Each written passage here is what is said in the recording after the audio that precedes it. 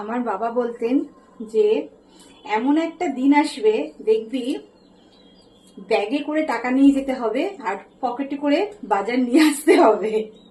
অনেক বছর আগেকার কথা বাবা এটা বলতেন। তো সেই কথাটা তখন না আমরা খুব হেসেছিলাম যে কি বলছে এইসব উল্টো পাল্টা কথা।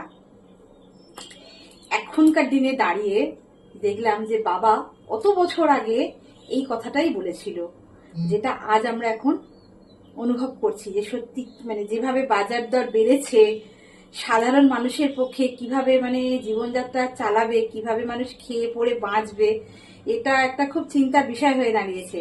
যেটা আমরা এখন অনুভব করছি যে আমাদের আগামী জেনারেশন কি হবে, কি রকম হতে পারে। আমার বাবা আজ থেকে বহু বছর আগে এই কথাটা আমাদের অলরেডি বলে রেখেছিল। মানে তার যে কত অভিজ্ঞতা